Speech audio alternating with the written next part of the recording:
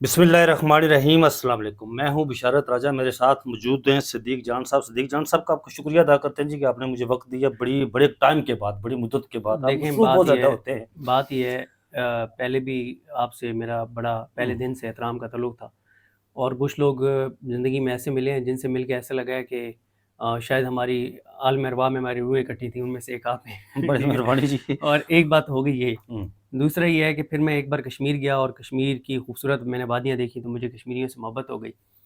اب تو پھر محبت فرض ہو گئی آپ لوگوں سے، کشمیریوں سے۔ آپ تو مانتے ہی ہیں نا جی کہ یہ کشمیری ہیں، میر پر رولا کوٹ اور فلانا فلانا، یہ تو کہتے ہیں۔ اچھا ناظرین، صدیق جان صاحب کے سامنے ہم بہت اہم سوالات رکھیں گے۔ ایک تو برسات کا موسم ہے، یہاں پر حبس بھی بہت زیادہ ہے، گرمی ہے، لیکن سیاست میں بھی بہت زیادہ گرما گرمی ہے۔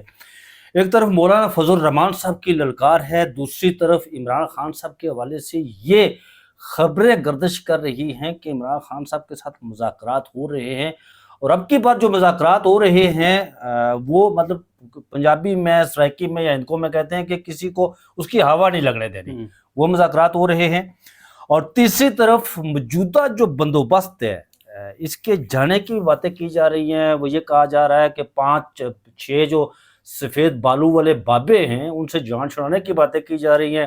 مریم نواز کے حوالے سے بھی کہا جا رہا ہے کہ محترمہ مریم نواز کو بھی گھر بھیجا جائے گا، اور ملک احمد خان کا نام لیا جا رہا ہے جی کہ وہ بڑے قریب ہیں، آپ کو پتہ ہے وہ ڈگی والی بات شاید انہوں نے کی تھی، تو وہ جو ہے انہیں سی ایم پنجاب ابھی کل پرسوں انہوں نے قصور میں بڑا زبردست جواب دیا۔ انہوں نے یہ کہا، ناظرین میں صدیق جان صاحب کے سامنے سوال رکھنے سے پہلے، کہ ایک جلسے میں انہوں نے، بلکہ جلسے میں نہیں، انہوں نے کہا کہ جب فوج کا نام آتا ہے تو لوگ عقیدت کے ساتھ اٹھ کے کھڑے ہو جاتے ہیں، تو میں سوچ رہا تھا کہ شاید وہ یہ کہیں کہ لوگ وضو کر کے فوج کا نام لیتے ہیں، تو انہوں نے یہ بات نہیں کی ہے۔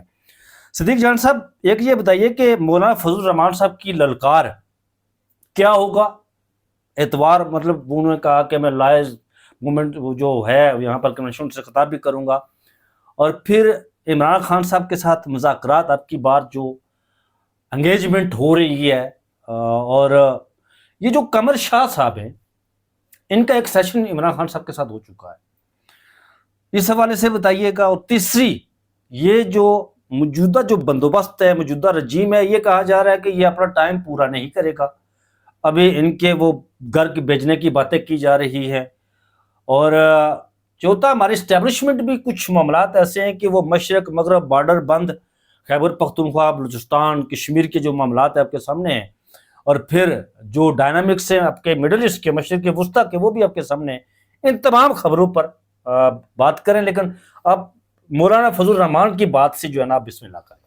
دیکھیں، بات یہ ہے کہ ایک آپ نے اپنے انٹرو میں آپ نے کہا کہ عمران خان صاحب کی آپ نے یہ انکشاف کیا ہے یا دعویٰ کیا ہے یا خبر دی ہے کہ قمر شاہ صاحب سے ان کی ایک ملاقات ہو چکی جی، ہے۔ ایک سیشن ان کے ساتھ ہو چکا ہے، یہ میں کنفرم خبر آپ کو دے رہا ہوں۔ بالکل صحیح ہے جی، تو یہ قمر شاہ صاحب وہی ہے جو آج کل اے جے کے والے معاملے میں ایکٹیو ہیں؟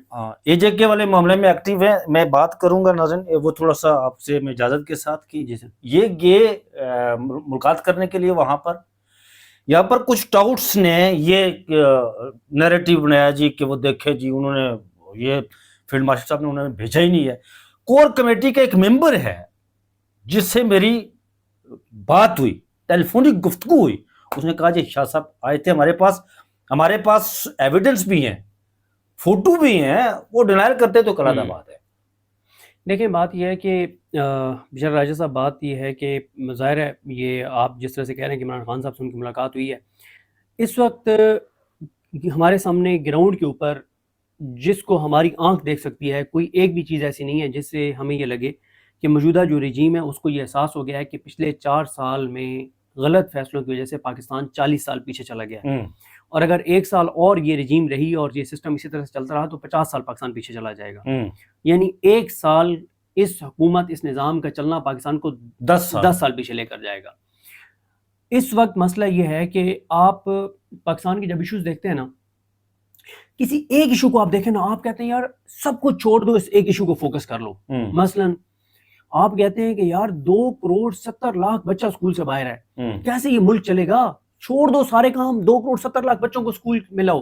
پھر آپ کہتے ہیں کہ اچھا ہم ان بچوں کو اسکول میں لے آئیں گے، اسکول میں بھی پڑھا دیں گے, آگے جس طرح سے یونیورسٹیز ہمارے پروفیشنلز پروڈیوس کر رہی ہے, یہ تو صرف ڈگریاں دینے والی مشینیں بنی ہوئی ہیں ہماری یونیورسٹیز اکثریت, بالکل ایسا ہے, بالکل ایسا ہے. تو وہ اگر یونیورسٹی لیول پہ اسٹوڈنٹ پہنچے گا, ڈگری بھی لے لے گا, تو وہ کیا کرے گا؟ جس طرح کہ ہمارا تعلیمی معیار ہے, آپ کہتے ہیں یار تعلیمی معیار کو پہلے آپ کہتے ہیں کہ اسٹوڈنٹس کو لاؤ, جو اسکول سے باہر طلبہ ہیں ان کو لے کے آؤ, پھر آپ کہتے ہیں کہ یار جو آ گئے ہیں ان کو کوئی اچھی ان کی آپ تربیت کریں, ان کو کوئی چیزیں, ان کو کوئی اسکل سکھائیں, کوئی ڈگریاں ان کو صحیح کروائیں تاکہ ان کو کام آئے.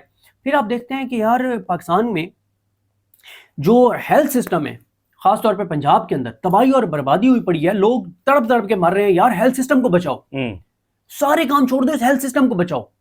پھر آپ کہتے ہیں یار تعلیم لینے کے لیے تو کوئی تب جائے گا, صحت علاج کرانے کے لیے تو کوئی تب جائے گا جب اس کے پاس روزگار ہوگا.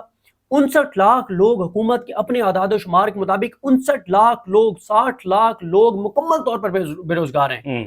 پھر آپ دیکھتے ہیں کہ جن کا روزگار لگا ہوا بھی ہے ان میں سے 13 کروڑ ہیں جو خط غربت سے نیچے ہیں.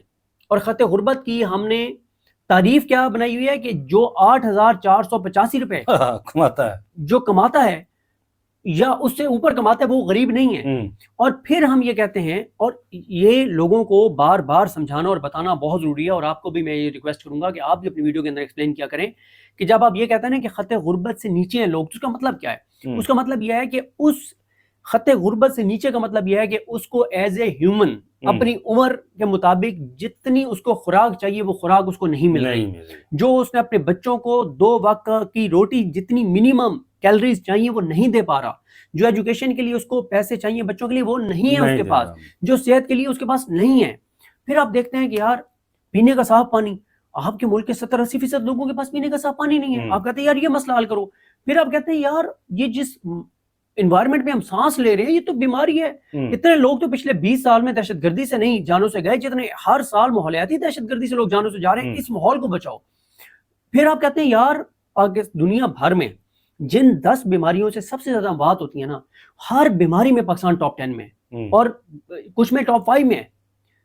تو کہنے کا مقصد یہ ہے کہ پورے کی پوری چیزیں ہی آپ کی تباہ اور برباد ہو گئی ہیں. اور خاص طور پہ 74 سال کو ایک طرف رکھ دیں اور پچھلے 4 سال کو ایک طرف رکھ دیں, جو پچھلے 4 سال میں پاکستان کے ساتھ کیا گیا ہے اور کیا جا رہا ہے, اس وقت تک مجھے نہیں لگتا کہ ہمارا نظام اس بات کو ریئلائز کر چکا ہے کہ ملک کا نقصان ہو رہا ہے, پاکستان کا نقصان ہو رہا ہے. جس طرح کے آپ اور میں کوٹ رپورٹر ہیں, جس طرح کے 50-55 جج ہائی کورٹ کے اندر بھرتی کیے گئے, ایز اے پاکستانی میرا خون کھولتا ہے کہ کن لوگوں کو آپ نے عدالتوں میں لا کے بٹھا دیا, 30 لاکھ روپے تنخواہ جی ان کی, اور جن کو کوئی اپنا وکیل نہ کرتا. میرا خدا نہ خواستہ کوئی میرا کیس ہو, میری فیملی کا کوئی کیس ہو, تو ایسے لوگوں کو انہوں نے ابھی جج لگوایا جن کو میں وکیل مفت میں بھی نہ کرتا. جی ایسا ہے, بالکل مفت میں بھی ان کو میں وکیل نہ کرتا, جن کو انہوں نے جج بنا دیا. لوگوں کی زندگی اور موت کے فیصلے کر رہے ہیں, وہ ضائع موت کے فیصلے وہ کر رہے ہیں, لوگوں کی کروڑوں اربوں کی پراپرٹیز کے وہ فیصلے کر رہے ہیں, ملک کی بقا اور سلامتی سے ریلیٹڈ کیسز کے وہ فیصلے کر رہے ہیں. اور ابھی جو آگے یہ جج بھرتی کرنے جا رہے ہیں, اب آپ مجھے بتائیں, ہمارے نظام کو یہ احساس نہیں ہوتا, فیصلہ سازوں کو یہ احساس نہیں ہوتا کہ آپ نے تمام عدالتوں کے چیف جسٹس اپنے لگا دیے ہیں, جسٹس یحییٰ خان سے لے کے حاجی امین سے لے کے چاروں ہائی کورٹس, تمام چیف جسٹس ڈوگر صاحب تک, 5 ٹھیک ہے ہائی کورٹس کے. اب آپ کو اس بات کا یقین ہے کہ آپ کا کوئی ایک بھی کیس, صرف وہ نہیں جس کو آپ کی تشریح کے مطابق قومی سلامتی کا مسئلہ ہے, جو آپ کے کسی رشتہ دار کا بھی کیس ہے, آپ کے کسی جاننے والے کا بھی کیس ہے, اس کا کیس کسی آزاد جج کے پاس نہیں لگ سکتا. یہ آپ کو کلیئرٹی ہے. ایسا ہی بالکل, جب آپ کو یہ کلیئرٹی ہے کہ چیف جسٹس آپ نے اپنے بٹھا دیے ہیں, اور اب کوئی ایک کیس بھی کوئی چیف جسٹس کسی ایک بھی آزاد جج کے پاس نہیں لگائے گا, اور آزاد جج رہ کتنے گئے, 15-20 ساری ہائی کورٹس میں کل ملا کے.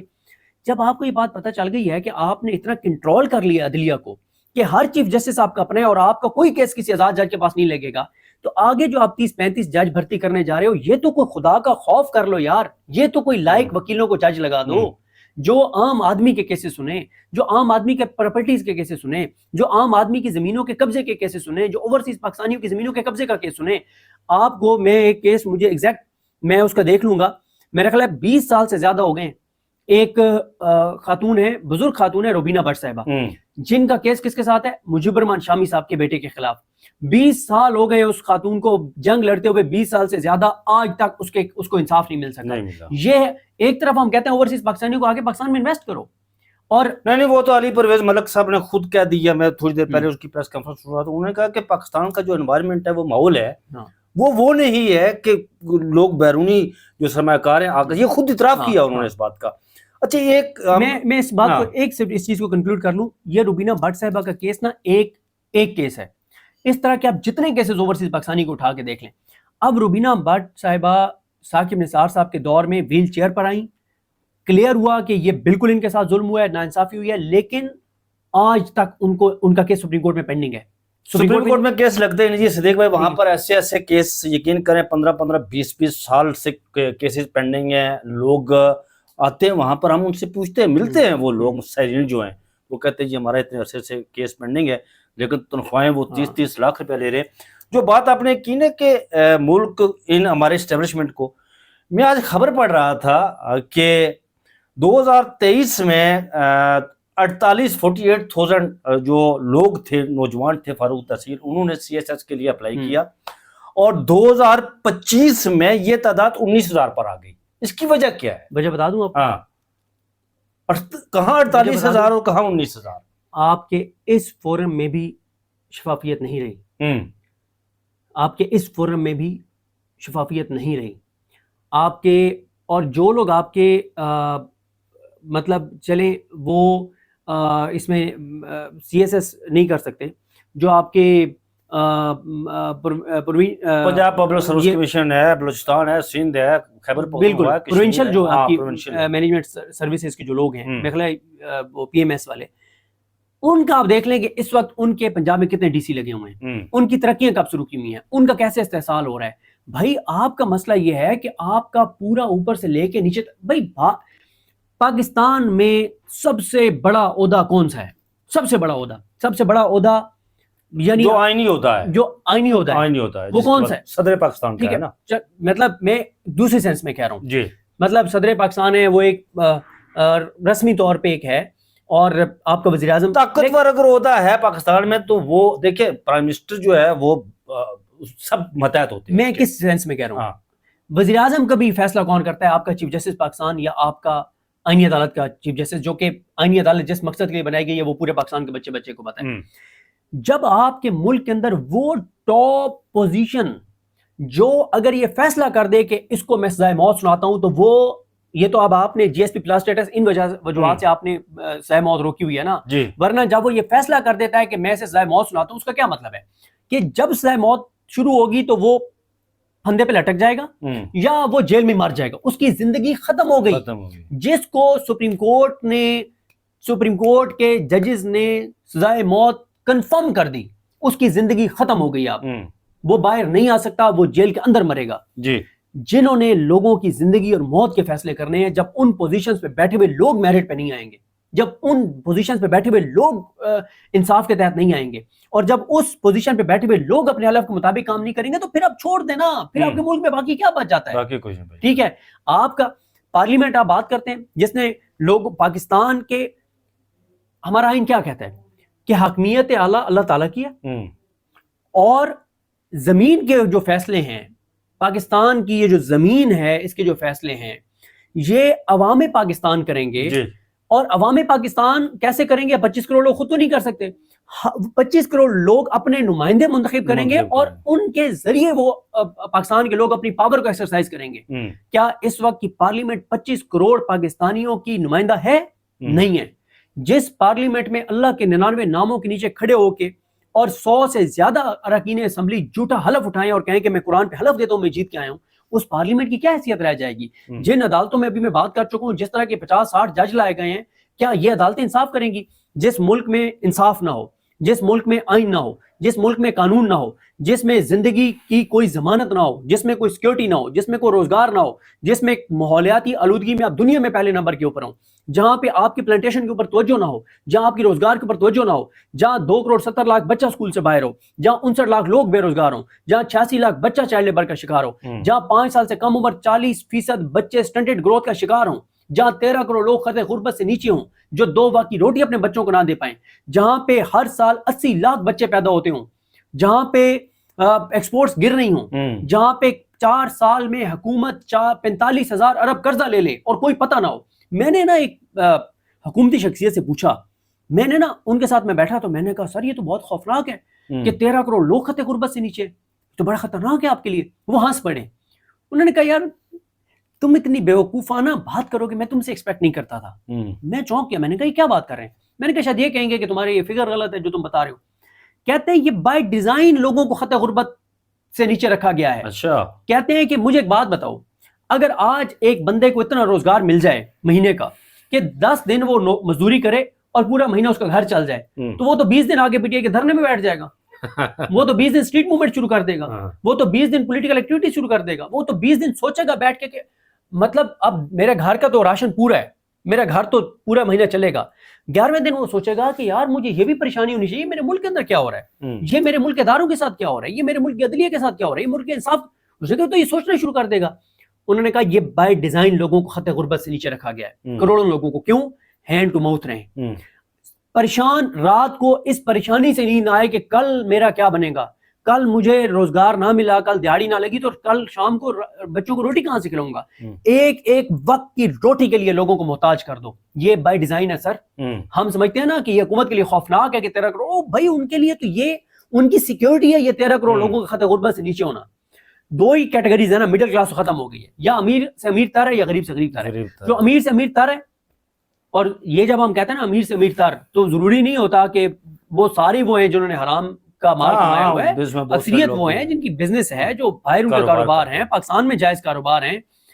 تو ان کا مسئلہ وہ آپ کو کہاں پہ ملیں گے؟ وہ آپ کو اسلام آباد کلب میں ملیں گے. وہ آپ کو یہ, میں تو پچھلے دنوں میں جانا ہوا DHA2 میں وہ جگہ بنی ہوئی تھی, وہ کافی ساری, میں تو دیکھا کہ ایسا لگتا ہے کہ مطلب پورا اسلام آباد ادھر آئے ہوئے ہیں. آپ چلے جائیں مونال کے کسی برانچ پہ آپ چلے جائیں تو آپ کو جگہ نہیں ملتی بیٹھنے کے لیے. تو جو آپ کا امیر سے امیر تر ہے, آپ سینٹورس مال چلے جائیں, وہاں پہ آپ دیکھ لیں, جو آپ کا امیر یا امیر سے امیر تر ہے اس کے یہ مسائل نہیں ہیں.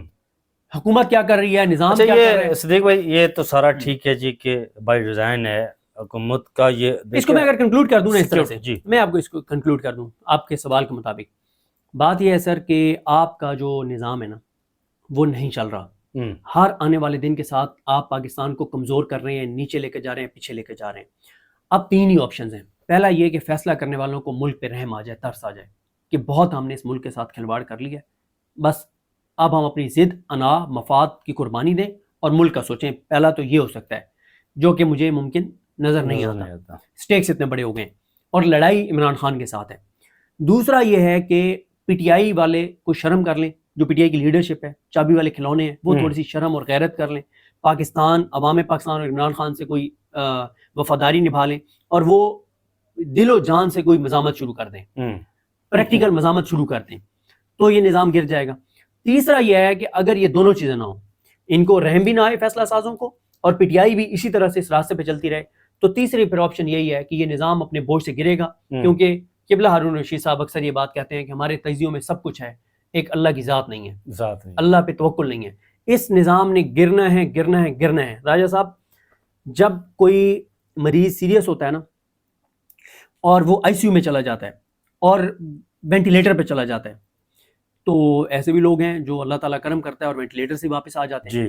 لیکن جب کسی کی برین ڈیتھ ہو جاتی ہے نا, تو برین ڈیتھ ہو جائے وینٹیلیٹر پہ ہوتے ہوئے تو کئی بار دل اس کا چلتا رہتا ہے, اور آپ مصنوعی مشینری کے ذریعے اس کا دل چلاتے رہتے ہیں. کئی بار 6 ماہ دل چلتا رہتا ہے. اٹینڈنٹس کو یہ کہا جاتا ہے کہ جی برین ڈیتھ ہو چکی ہے, اب واپسی ناممکن ہے, صرف دل چل رہا ہے, بتائیں مشین اتار دیں. وہ کہتے ہیں نہیں. ان کو پھر بھی ایک امید ہوتی ہے کہ نہیں ہو جائے گا, ٹھیک ہے. اچھا, اس کو جو اٹینڈنٹ ہوتا ہے اس کو تو اللہ سے امید ہوتی ہے نا کہ ہم دعا کریں گے اور اللہ کرم کر دے گا. یہاں یہ جو حکومت پڑی ہے نا وینٹیلیٹر کے اوپر, جس کی برین ڈیتھ ہوئی ہے, جس کا صرف دل چل رہا ہے, اس کو جو اس کا دل چلانے والے ہیں نا اٹینڈنٹس, ان کو اللہ سے امید نہیں ہے. انہیں پتہ ہے کہ اللہ تو اتنا ناانصاف نہیں ہے کہ ان لوگوں سے اگر اللہ نے پاکستان کو آگے لے کے جانا ہے, جن لوگوں کو عوام نے مسترد کیا ہے, تو اللہ تو اتنی ناانصافی نہیں کرنے والا. تو وہ ان کو اللہ سے تو توکل ہی نہیں کر سکتے نا, کیونکہ انہیں پتہ ہے کہ ہم ایک جرم کر کے بیٹھے ہوئے ہیں. ان کو اپنے آپ سے ہے, ہم اس کے ذہن کو زندہ کر دیں گے, ہم اس کے دماغ کو زندہ کر دیں گے. او بھائی, پوری دنیا کے ڈاکٹر کہہ رہے ہیں کہ سر اس کی برین ڈیتھ ہو چکی ہے, اس نے زندہ کوئی نہیں ہونا. آپ خواہ میں اتنی انرجیز لگا رہے ہیں, آپ خواہ میں نقصان کر رہے ہیں اس کو, اس بیڈ پہ رکھ کے کوئی اور کسی کی زندگی بچ سکتی ہے. وہ کہتے ہیں ہم اس کا دماغ زندہ کر کے دکھائیں گے. اس حکومت کی برین ڈیتھ سیاسی طور پر برین ڈیتھ ہو چکی ہے، وینٹیلیٹر پہ صرف ان کا دل چلایا جا رہا ہے، اور جو ان کے مالک ہیں وہ کہتے ہیں ہم ان کا دماغ زندہ کر کے دکھائیں گے. پوری دنیا کے ڈاکٹر کہہ رہے ہیں کہ نہیں چلے گا، نہیں اٹھے گا، نہیں اٹھے گا، نہیں اٹھے گا یہ مریض، یہ بندہ، یہ میت ہے، یہ لاش ہے. وہ کہتے ہیں نہیں ہم اس کا دماغ زندہ کر کے دکھائیں گے. چلیں ہم بھی دیکھ لیتے. اچھا یہ مولانا فضل الرحمان صاحب اور پھر جو علی احمد کرد صاحب، وہ انہوں نے کہا جی کہ ہم وکلاء کی تحریک چھٹیوں کے بعد، چھٹیاں تو ختم ہونے والی اگست میں ختم ہو جائیں گی، جولائی کی 10-15 چھٹیاں رہ گئی ہیں، اس کو کس طرح مولانا فضل الرحمان صاحب کے والے سے بات نہیں کی؟ پہلا سوال میرا تھا یہ جو انہوں نے للکار دی ہے جی کہ ہم یہ کریں گے، ہم وہ کریں گے، کیا دیکھ رہے ہیں ویسے مولانا؟ دیکھیں بات یہ ہے کہ مولانا صاحب کے اوپر میں ایک بڑی تفصیلی ویڈیو کر چکا ہوں، مختصر میں آپ کو بتا دوں. ہمارا کام یہ ہے بیچارہ راجہ صاحب کہ ہم جس چیز کو ٹھیک سمجھے نا، ہمیں بلا خوف و خطر اس کو بیان کرنا کہنا چاہیے. ہمارا مسئلہ یہ ہے کہ ہم لوگ جو یوٹیوب کرتے ہیں نا، ہم دیکھتے ہیں کہ سوشل میڈیا کس طرف جا رہا ہے. اگر سوشل میڈیا ایک طرف جا رہا ہے تو مجھے یہ ہے کہ میں اگر یہ بات کر دوں گا تو یہ تو سوشل میڈیا تو یہ بات نہیں کر رہا، تو سوشل میڈیا مجھے نا کریٹیسائز کرنے لگ جائے. یار جس چیز کو دل سے سمجھتے ہو نا وہ کہنا چاہیے اور عزت ذلت اللہ کے ہاتھ میں. ٹھیک ہے، وقتی طور پہ آپ کے خلاف کمپین بھی چل جاتی ہے، لیکن بعد میں لوگ ریئلائز کر لیتے ہیں کہ یار نہیں، مطلب عزت ذلت اللہ کے ہاتھ میں، اللہ نے دینی ہوتی ہے، بندوں سے کچھ نہیں ہوتا. اس وقت اگر آپ سوشل میڈیا کی بات دیکھیں تو سوشل میڈیا کا تو یہی ہے کہ یہ ڈرامے بازی کر رہے ہیں، اسٹیبلشمنٹ ان کو اس لیے وہ کر رہی ہے کہ انہوں نے کے پی میں پتہ نہیں ان کو حکومت. میں بڑی تفصیل سے اس پہ بات کر چکا ہوں کہ مجھے ان ساری باتوں سے میں اتفاق نہیں کرتا. ہاں یہ تنقید مولانا صاحب پہ ٹھیک ہے کہ انہوں نے مخصوص نشستیں لی جس پہ اسلم غوری صاحب کا یہ کہنا ہے کہ اگر ہم نہ لیتے تو یہ حکومت کو مل جاتی، مطلب یہ اپوزیشن کی سیٹیں، یہ ساری باتیں. لیکن میں اس وقت تک جب میں آپ سے ویڈیو کر رہا ہوں، میں پوری ایمانداری سے بات سمجھتا ہوں کہ مولانا صاحب اس بار سیریس ہیں. اس وقت تک یہ لڑائی سیریس ہے، اس کی پس پردہ بہت ساری چیزیں ہیں. اس میں ایک مولانا صاحب سے پی ٹی آئی کے لوگوں کی ملاقات کا بھی اس میں رول ہے جو پبلک نہیں ہوئی، بہت کچھ ہے. اس وقت تک یہ لڑائی سیریس ہے. لوگوں کو اصل میں مسئلہ یہ ہے کہ لوگ اب کیا چاہتے ہیں، لوگ چاہتے ہیں کہ جو بھی مزاحمت کی بات کر رہا ہے وہ مزاحمت پھر کشمیریوں کی طرح کر کے دکھائے. جو مزاحمت کی بات کر رہا ہے وہ کوئٹہ میں زیارت کے شہداء کے ان کی طرح ورثاء کی طرح مزاحمت کر کے دکھائے، پریکٹیکلی کچھ کر کے دکھائے. باتیں تو یہ جتنی سخت تقریریں مولانا فضل الرحمان صاحب کر رہے ہیں یا جتنی سخت تقریریں باقی لوگ کر رہے ہیں، پی ٹی آئی والے کر رہے ہیں، تحریک تحفظ پاکستان والے کر رہے ہیں، گو کہ تحریک تحفظ پاکستان کو اب آپ کو اس میں سے اس لیے نکالنا پڑے گا کہ تحریک تحفظ پاکستان پریکٹیکل اس میں بھی شامل تھی، کوئٹہ والے دھرنے میں بھی، اور اے جے کے میں بھی پوری طرح سے وہ شامل ہے. اچھا، لوگ یہ کہتے ہیں کہ جو گفتگو آپ کرتے ہیں اس سے زیادہ سخت گفتگو تو گھروں میں بیٹھی خواتین کر رہی ہیں آپ. وہ ہمارے جو بزرگ خواتین ہیں 70-80 سال کی، ٹھیک ہے، وہ بھی اس سے سخت باتیں تو 12-13-14 سال کا بچہ کر رہا ہے. لوگ یہ ایکسپیکٹ کرتے ہیں کہ جو لوگ بھی مزاحمت کی بات کر رہے ہیں وہ صرف زبانی کلامی بات نہ کریں، پریکٹیکل کچھ کر کے دکھائیں. علی احمد کرد صاحب کی آپ کی بات کی، ان کو بھی ساتھ ملا لیتے ہیں. اب اس میں بھی میں سمجھتا ہوں کہ لوگ کہہ رہے ہیں کہ 2024 میں بھی انہوں نے یہ نعرہ لگایا تھا نہیں چھڑیں گے.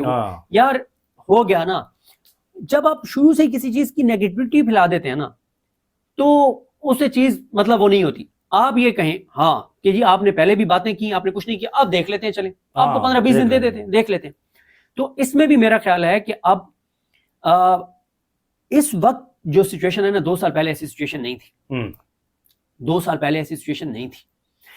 اب آ کے کیونکہ 2-3 سال پہلے کیا تھا، دعوے ہو رہے تھے 100 ارب ڈالر لے آئیں گے، ایسا ایف سی بن گئی ہے 60 ارب ڈالر تک ہم ایکسپورٹس پہنچا دیں گے. وہ ٹرمپ ٹاور کی بات ہو رہی ہے. اچھا، ہمارا ایک دوست ہے وہ ایک دن ہمیں مارگلا پہ لے گیا، اس نے ہمیں جگہ بھی دکھا دی کہ یہاں ٹرمپ ٹاور بن رہا ہے. میں نے کہا یار سی ڈی والوں سے کہا کہ سامنے اگر کھوکھا ملتا ہے تو ایک کھوکھا ہی لے لو یار، ٹرمپ ٹاور کے سامنے اگر ہمارا کھوکھا ہو یا ڈھابا ہی بنا لیں گے. وہ کوئی دوست ہمارے البیک کی بھی لا رہے تھے، پتہ نہیں کتنی اس کی، وہ البیک کا تو کوکڑ بھی نہیں آیا یار. ٹھیک ہے، اور مطلب یہ اس کو آرام کو بھی انہوں نے بڑا وہ.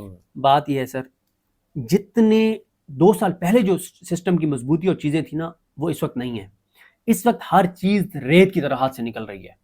اے جے کی صورتحال آپ دیکھ لیں، بلوچستان کی آپ صورتحال دیکھ لیں، کے پی میں امن و امان کی صورتحال آپ دیکھ لیں، بھارت کے ساتھ بارڈر کے اوپر جو صورتحال ہے وہ ٹینس ہے، افغانستان کے ساتھ ہم حالت جنگ میں ہیں، ایران امریکہ کی دوبارہ لڑائی شروع ہو گئی ہے، یمن اور سعودی عرب کا اگر معاملہ گڑبڑ ہوتا ہے، ایران اور سعودی عرب کا اگر معاملہ گڑبڑ ہوتا ہے تو ہم تو ہر طرف سے پھنسے ہوئے. دیکھیں ہم ایکسپیکٹ کر رہے تھے کہ ہمیں سعودی عرب سے کوئی 50 ارب ڈالر مل جائے گا، مل سکتا تھا. سعودی عرب نے ہمیشہ پاکستان کو سپورٹ کیا، ایسا نہیں کہ سپورٹ نہیں کیا. وہ باقی الگ باتیں جو ہم کر نہیں سکتے کہ ہم نے جب پیسے ملے تو اس کے بدلے میں پھر ظاہر ہے پھر جب آپ کسی سے محبت کرتے ہیں تو محبت کی قیمت جی ادا جی کرنی جی پڑتی جی ہے نا، ٹھیک ہے. لیکن اس وقت سعودی عرب کی بھی آپ سچویشن دیکھیں نا کہ ان کے پاس مین کیا ہے، آئل ہے. پوری دنیا کے اندر آئل کی جو ضرورت ہے وہ کم ہوتی چلی جا رہی ہے جی روزانہ کی بنیادوں پر. جی جی دنیا کے 13 ملک یہ ڈیسائیڈ کر چکے ہیں کہ وہ 2030 سے 2035 کے درمیان تک تمام اپنی گاڑیاں الیکٹرک پہ شفٹ کر دیں گے. ہوں تو آئل تو آپ کی ضرورت، جی تو پیسے آپ کو کہیں سے نہیں آنے، چیزیں ہاتھ سے نکل رہی ہیں، یہ سسٹم اپنے بورڈ سے گر جائے گا.